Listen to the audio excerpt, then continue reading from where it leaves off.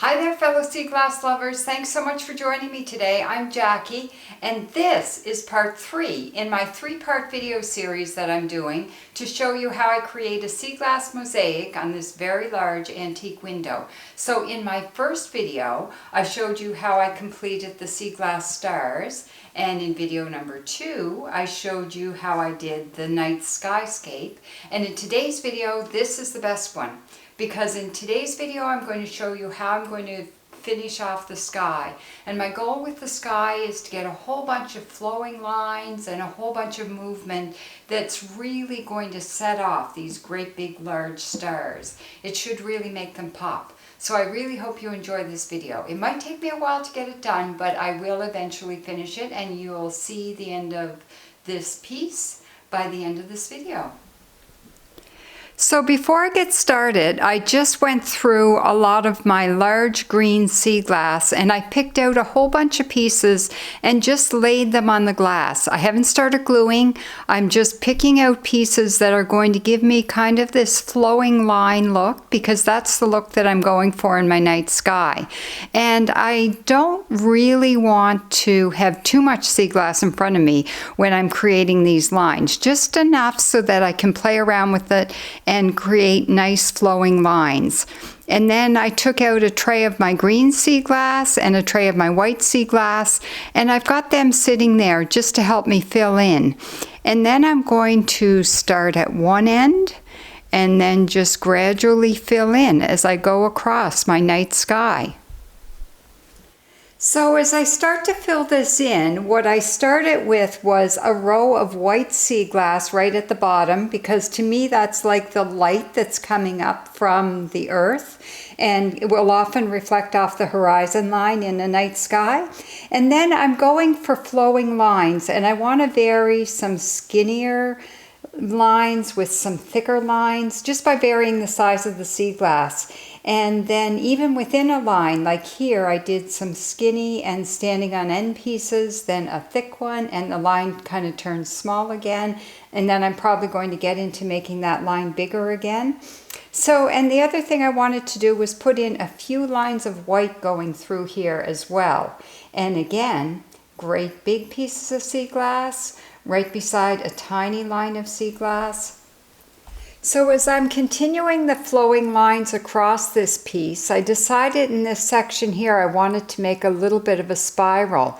So I've just laid out the pieces first, and then I'll work the other pieces in around it before I glue everything into place. And I'm also continuing to add some interest by putting some pieces on end. So here I've got a bit of a horizontal line of white going across with all of the white pieces standing on end. So it just makes a skinny little line there.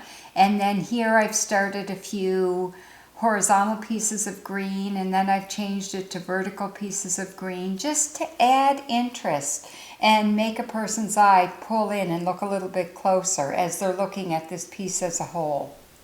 So this window has 2 panes of glass, one on the left and one on the right, and they're divided by a mullion. So mullions are these pieces of wood or plastic or whatever it is that's in your window that divides your panes in your window, the panes of glass. So when you're doing a design, you want to make sure that your design carries through from one side to the other.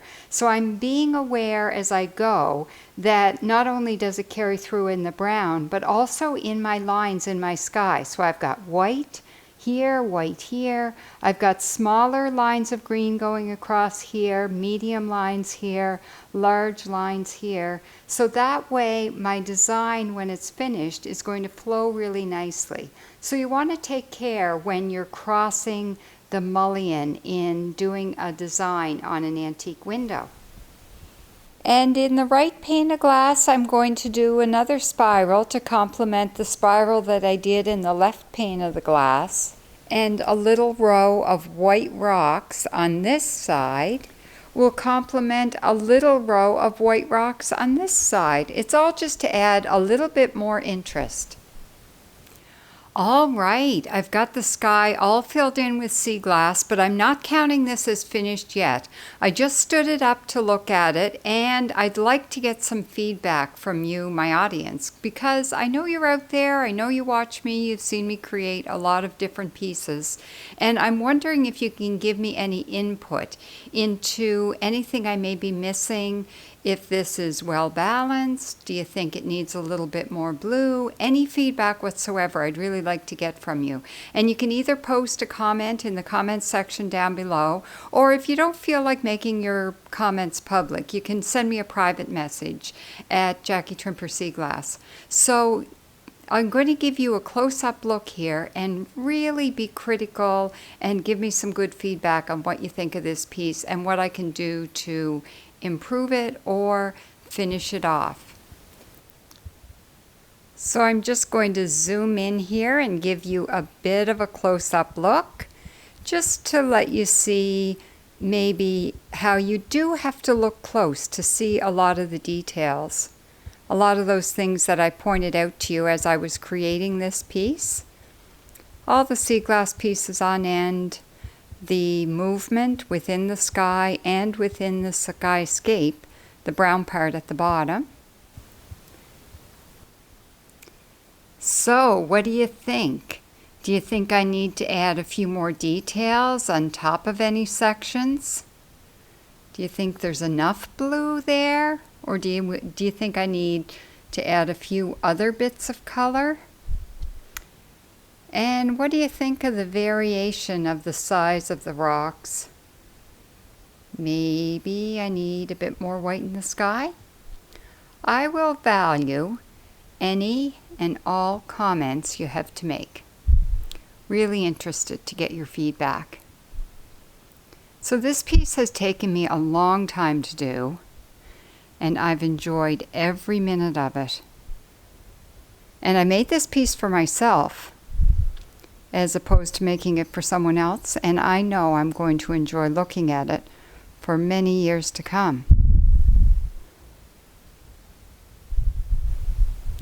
When I stood this piece up, I noticed that great big circle piece was starting to slip, and it needed to be reinforced with some more silicone. So I put a lot of silicone behind that one, and it's going to take quite a while to dry clear, but it'll get there. So I will get back to you at some point when I do consider this piece totally finished, and I'll let you know what type of feedback I've gotten from you, my audience, and I'm really looking forward to your input. Thank you in advance for sending me some comments on what I can do with this piece, or just in general what you think of it. And I am going to get it out to take some really good pictures, and I will also figure out how I'm going to hang it. I know where I'm going to hang it. I just haven't quite figured out how yet, because it's a large piece and it's very heavy. So I'll let you know that as well. So until next time, I hope you make it out to the beach, and happy sea glass hunting.